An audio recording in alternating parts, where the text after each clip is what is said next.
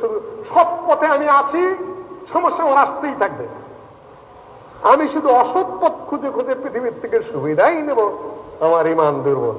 কখনো কখনো লাইসা ওয়ারাআ যালিকা হাব্বাতু খারদাল মিনাল ঈমান, কখনো কখনো সুবিধাবাদী লোক তার মনের মধ্যে তিল পরিমাণ, সরিষা পরিমাণ ইমান অবশিষ্ট থাকে না। এটাই সত্য কথা। কাবজ থাকবে, পাঠ থাকবে। নবী মুহাম্মদ সাল্লাল্লাহু আলাইহি ওয়াসাল্লামের জীবনে সুখের চাইতে দুঃখের ইতিহাস অনেক বেশি। মক্কার 13টা বছর শুধুমাত্র কষ্ট আর কষ্ট। মদিনায় যাও কি সুখ, যুদ্ধ আর যুদ্ধ, বিগ্রহ আর বিগ্রহ। সারা পৃথিবীর অন্যায়ের বিরুদ্ধে, জুলুমের বিরুদ্ধে, শিরকের বিরুদ্ধে, কুসংস্কারের বিরুদ্ধে, অত্যাচারের বিরুদ্ধে, অন্যায়ের বিরুদ্ধে, জুলুমের বিরুদ্ধে এক মহা সংগ্রামী, এক মহান নেতা নবী মুহাম্মদ সাল্লাল্লাহু আলাইহি ওয়াসাল্লামের জীবনে দুঃখ কষ্টের বাইরে জীবন কিভাবে কল্পনা করা যায়, এটা তো একদিক। আরেকটা দিক হলো আল্লাহ নবী বলেছেন কাইফা আনআম, আমি কিভাবে সুখ ভোগ করবো, কিভাবে শান্তিতে থাকবো, কিভাবে ভোগ বিলাস করবো। ওয়াকাদিল তাকামা সাহিবুল কারনিল কারনা, সিংহাওয়ালা সিংহা তার মুখে নিয়ে দাঁড়িয়ে আছে, অর্থাৎ ইসরাফিল যে কোনো মুহূর্তে সিংহায় ফুৎকার দিয়ে এই পৃথিবী ধ্বংস করে দিবে। তাহলে সেই পৃথিবীতে আমার সুখ ভোগের দরকারটা কি, প্রয়োজনটা কতটুকু? নবী মুহাম্মদ সাল্লাল্লাহু আলাইহি ওয়াসাল্লাম দাওয়াতি কাজ শুরু করলেন মক্কা। 3 বছর গোপনে দাওয়াত, যেখানে যান সেখানে আঘাত, যেখানে যান সেখানে অত্যাচার, যেখানে যান সেখানে নির্যাতন।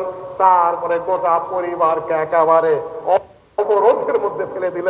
মক্কার মুশরিকরা, এদের সাথে বিয়ে চলবে না, এদের সাথে শাদী চলবে না, আত্মীয়তা চলবে না, লেনদেন চলবে না, কাই কারবার চলবে না, এদের খাওয়া বন্ধ, এদের পড়া বন্ধ, এদের বাজার বন্ধ।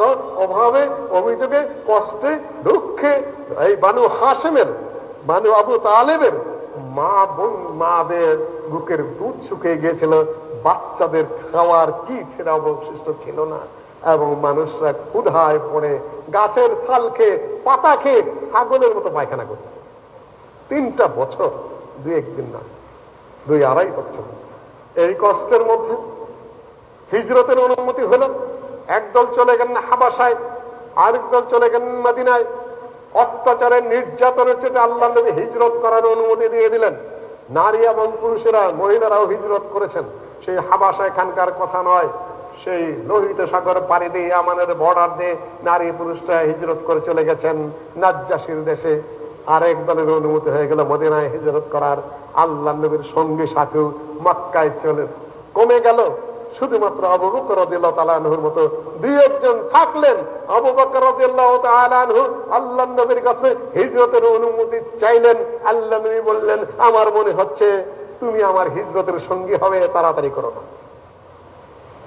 সেটা আলোচ্য বিষয় নয়। এখন মক্কায় সঙ্গী সাথেও কমে গেল। যেখানেই যান সেখানেই অপমান, যেখানেই যান সেখানেই অপদস্থ, যেখানেই যান সেখানেই জিল্লতি, যেখানেই যান সেখানেই মারধর। এই একটা চরম কঠিন পরিস্থিতির মধ্যে যখন পড়ে গেলেন, তখন চিন্তা করলেন মক্কায় এখন আর আমার কেউ নেই, সঙ্গী সাথীরা হিজরত করে গেছে, মক্কার আর কেউ, মক্কাবাসীর কেউ আমার দাওয়াত কবুল করছে না। ইতিমধ্যে চাচা আবু তালেব, যিনি কাফের হওয়া সত্ত্বেও তিনি শেল্টার দিতেন, তাকে আশ্রয় দিতেন, ঘোষণা করে দিয়েছিলেন আমার ভাতিজার দিকে কেউ যদি আঙ্গুল দিয়ে ইশারা করো আমি তার আঙ্গুল কেটে দেব, যদি কেউ রক্ত চক্ষুতে তাকাও আমি তার চক্ষু তুলে দেব। চাচা চ্যালেঞ্জ করেছিলেন কাফের মুশরিক হওয়া সত্ত্বেও ভাতিজার পক্ষে। অনেক মদখোর মানুষ আছে, আমরা দেখেছি, অনেক মস্তান শ্রেণীর মানুষ আছে, কিন্তু ইসলামের বিরুদ্ধে কিছু কবা, নবীর বিরুদ্ধে কথা নাকি? আমাদের আহলে হাদিসের মতো অনেক আছে, নামাজ রোজা তেমন না, ভুল পথে চলে। হুজুরের উপর আক্রমণ নাকি, সভা ওইবার দেব না নাকি, দেহি কোন বেটায় আছে, এমনি অন্য জায়গায় থেকে যদি দেখে যে বিপদ আপদ, দেখবেন যে সামনে এসে দাঁড়ায় গেছে। এত বড় কথা নাকি? আছে ইন্নাল্লাহ ইউআইয়িদু হাদান দীনা বির-রাজুলিল ফাজির, সহিহ বুখারীতে বলেছে ফাসিক ফাজিল লোক দিয়ে আল্লাহ দ্বীন ধর্মকে শক্তিশালী করেন। আবু তালেব মুশরিক কাফের, কিন্তু আল্লাহ নবীর পাশে, ভাতিজার পাশে দাঁড়িয়ে আছে। তিনি মারা গেলেন। একান্ত সঙ্গিনী খাদিজা রাদিয়াল্লাহু তাআলা আনহা 9 সালের 10 সালের রমাদানে তিনি মারা গেলেন, এদিকে অত্যাচার সব বেড়ে গেল। এখন তিনি কি করবেন? মক্কা থেকে চলে গেলেন তায়েফের দিকে, দাওয়াত করতে করতে কুলু লা ইলাহা ইল্লাল্লাহ তুফলিহু, বলো লা ইলাহা ইল্লাল্লাহ, তোমরা মুক্তি পাবে। কিয়ামত কাছে চলে এসেছে, আমাকে রাসূল করে পাঠিয়েছেন আল্লাহ, আমাকে মেনে নাও। আল্লাহ এক, একক, তোমরা মেনে নাও, তোমরা মুক্তি পাবে। তোমাদের এই মক্কার এই আরবের লোকেরা সারা পৃথিবী শাসন করবে। কেউ তার কথা শোনে না, শুধু অবজ্ঞা অবহেলা। কম বেশি সম্ভবত 70 মাইল পথ হেঁটে হেঁটে আর একমাত্র সাথী যায়েদ বিন হারেসা, পালক পুত্র, তার সাথে তায়েফে গিয়ে উপস্থিত হয়ে ওখানে গিয়ে দাওয়াত দিলেন, আল্লাহ আমাকে রাসূল করে পাঠিয়েছেন, তোমরা আমার কথা দাওয়াত কবুল করো। কুলু লা ইলাহা ইল্লাল্লাহ তুফলিহু। নেতারা জড়ো হলেন, ধমক মেরে বলছেন, তুমি ছিলে এতিম, তুমি কাঙ্গাল, তোমার তো কেউ নেই, তুমি নিরর্থক এ সকল কি কথা বলছো? নবুয়ত দেওয়ার জন্য, রিসালাত দেওয়ার জন্য আল্লাহ কোন লোক পেল না? তোমার মতো এই ইতিম, নিঃস্ব, অসহায়, অনাথ মানুষ ছাড়া যাও, যাও, এখানে চাটু মারতে এসো না, যাও, কোথায় যাবা যাও। আল্লাহ নবী সেখানেও ব্যর্থ হলেন। এগুলো হলো কাজ। দাওয়াতি কাজ করতে গিয়ে, ইসলামিক কাজ করতে গিয়ে মানুষ যে কতটা অসহায় হয়ে পড়ে, আশ্রয়হীন হয়ে পড়ে, মানুষের যে কত ভিক্ষার খেতে হয়, মানুষের যে কত এই অ্যাভয়েডেন্স সেটা সহ্য করতে হয়। আমরা দাওয়াতে কাজ করতে যাই, আমরা তো সাধারণ মানুষ, সামান্য কিছু সমস্যা আমাদের সামনেও আসে।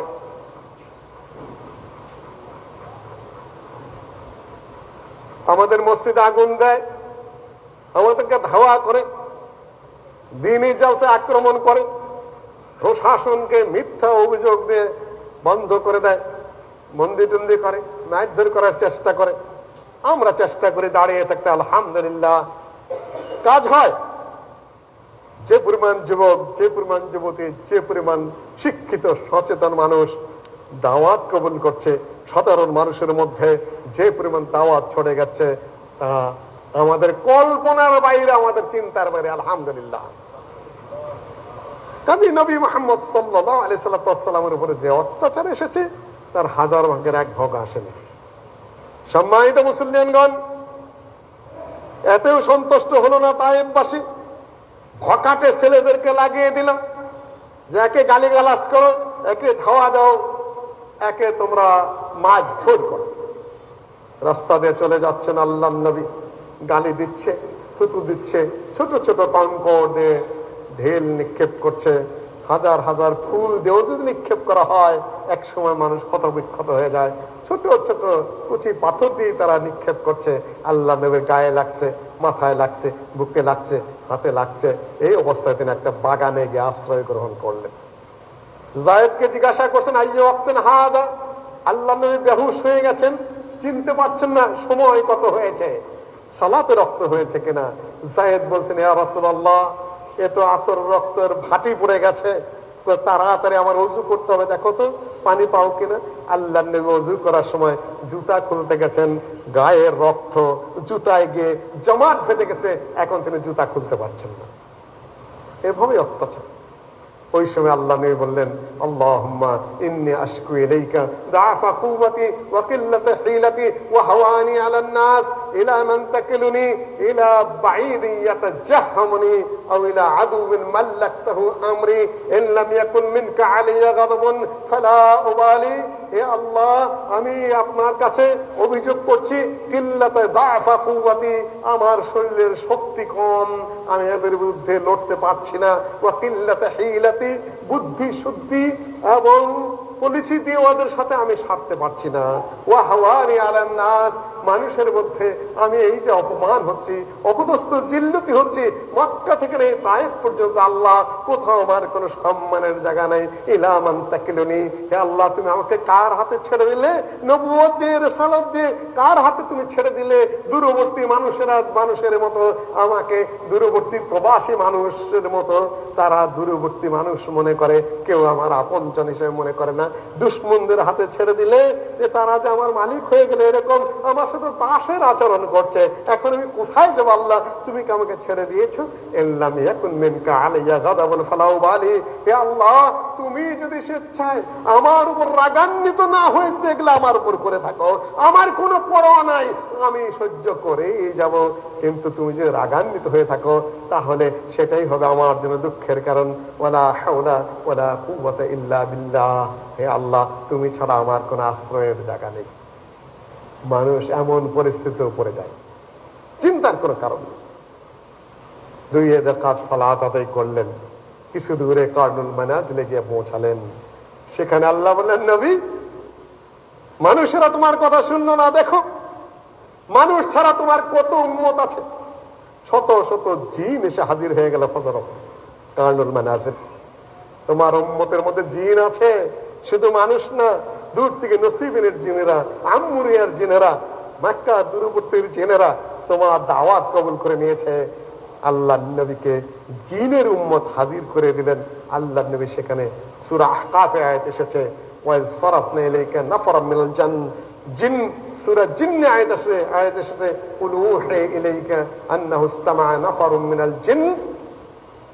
সূরা রহমান তেলাওয়াত করেছেন আল্লাহ নবী জিনদের সম্মুখে। স্থানীয় কথা আছে। এই প্রথম কব্দের পরে বাস্ত আল্লাহ দেখিয়ে দিলেন, হে মুহাম্মদ, চিন্তার কোনো কারণ নেই। হাজার হাজার জিন তোমার উম্মত হাজির তোমার সামনে। আল্লাহ নবী আবার মক্কাতে পাহাড়ের ফেরেশতা এসে হাজির। আপনাকে এত অত্যাচার করেছে তায়েফবাসী, আপনি অনুমতি দিন, 2 পাহাড় চাপা দিয়ে জালেমদেরকে তছনছ করে দেব, মিশিয়ে দেব মাটিতে। আল্লাহ নবী ধীর স্থির ভাবে বললেন যে এদেরকে যদি ধ্বংসই করে দাও, আমি দাওয়াতি কাজ করব কোন জায়গায়? আমি আশা করছি এই জালেমদের বংশ থেকেই এমন প্রজন্ম তৈরি হবে যারা আমার উপরে ঈমান আনবে, আল্লাহর উপরে ঈমান আনবে, তাওহীদে বিশ্বাস করবে, শিরক পরিত্যাগ করবে ইনশাআল্লাহ। শেষ যদি হয়ে যায় আমি দাওয়াতি কাজ করব কোথায়? ধ্বংস করার দরকার নেই।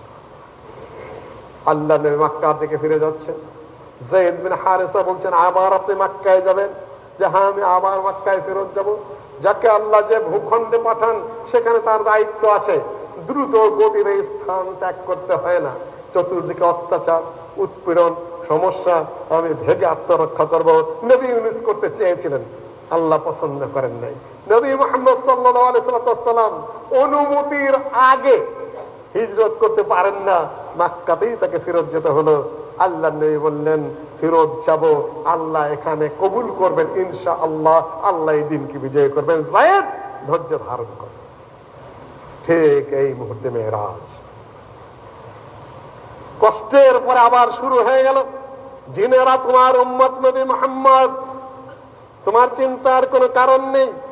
এই পৃথিবীতে সামান্য জায়গা, শুধুমাত্র নিম্নমানের যে জান্নাতটি সেটা এই পৃথিবীর চেয়েও 10 গুণ। পৃথিবীর আয়তন, এই ভূখণ্ডের আয়তন মাত্র 50 কোটি 10 লক্ষ বর্গ মাইল। এখানে কত শত শত রাষ্ট্র, শত শত প্রেসিডেন্ট, প্রধানমন্ত্রী, রাজা। আর এর 10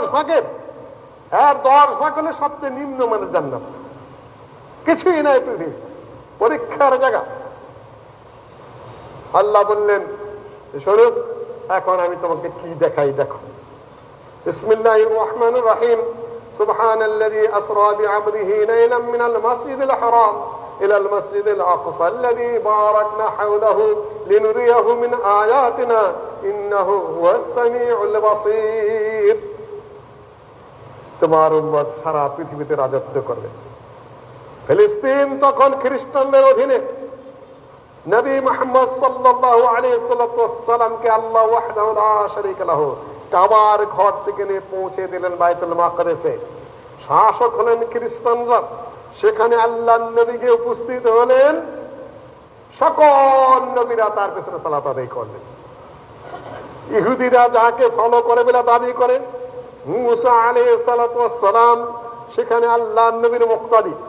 খ্রিস্টান জগৎ ঈসা আলাইহিস সালাতু ওয়াস সালামকে তাদের নবী এবং রাসূল দাবি করে।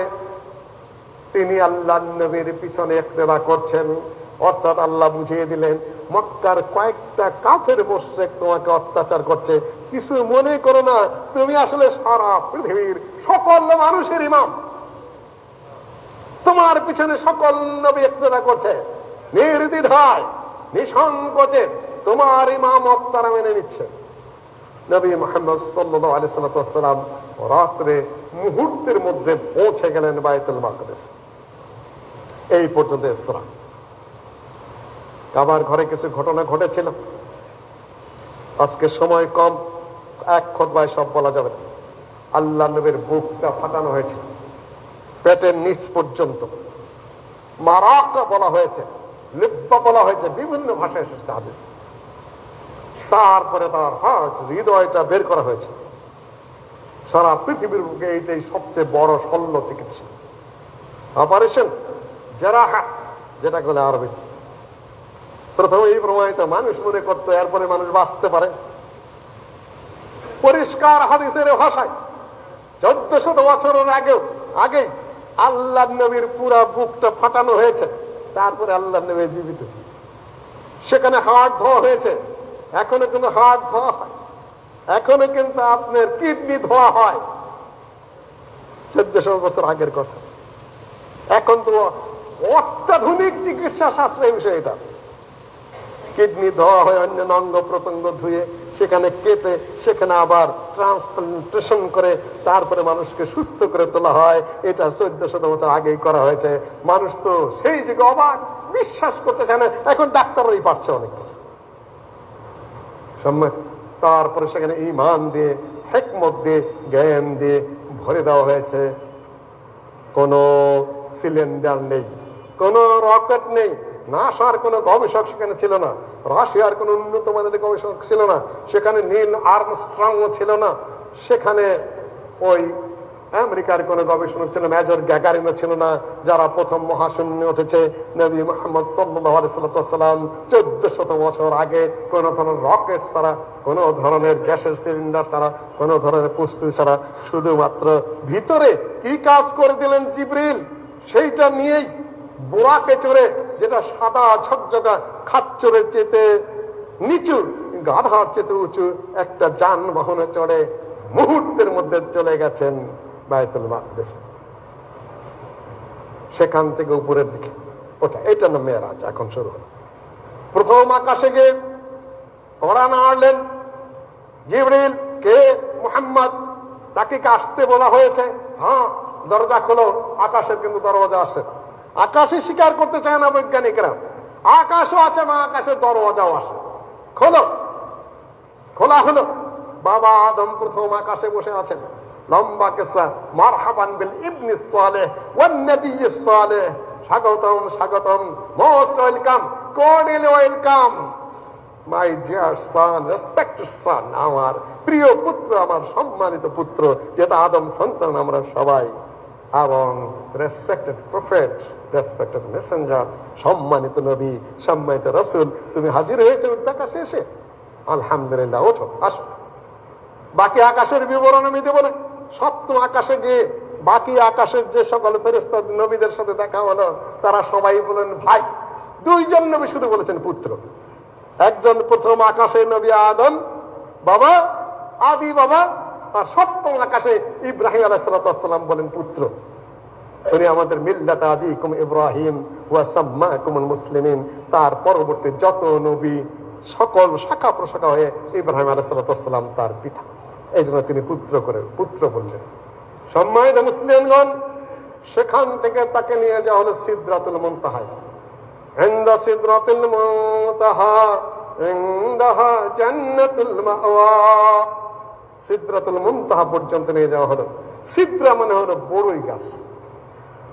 আল্লাহর নবী বলেন, আমি সেখানে গিয়ে দেখলাম সিদরাতুল মুনতাহা যে বড়ই গাছটা, বড়ই গাছের পাতা হলো কাআদানিল ফিয়ালা, হাতির কানের মতো এক একটা পাতা। আর বড়ই হলো এক একটা কিলালে হেজার। হেজার বংশের যে বড় বড় মোটকি আছে, এত বড় বড় মোটকির মতো বড়। আর সিদ্রাকে বড়ই গাছটাকে তখন বেষ্টন করে নিয়েছিল বহু রং বেরং। হয়তোবা নবী সাল্লাল্লাহু আলাইহি সাল্লাম ঊর্ধ্বাকাশে আসবেন, এই জন্য আল্লাহ ওয়াহদাহু লা শারীকা লাহু ঊর্ধ্বাকাশের শেষ সীমানাটা সুসজ্জিত করে রেখেছেন, সেখানে আলো জ্বলছে। তাহাউল এসেছে হাদিসে বিবরণে যে নানান রং বেরঙের লাল, নীল, সবুজ, সপ্ত রং থেকে আর অন্যান্য রঙের সেখানে নানান ধরনের আলোক সজ্জা হয়েছে। সেখানে ফরাসুম মিন যাহাব, স্বর্ণের ফড়িং গুলো সেখানে উঠছে, আর ফেরেশতাগুলো কালগরবান কাকের মতো ঝাঁকে ঝাঁকে হাজার হাজার লক্ষ লক্ষ ফেরেশতা তখন ওই বড়ই গাছটাকে একেবারে ঘেরাও দিয়ে রেখেছে। আকুল কদস্ত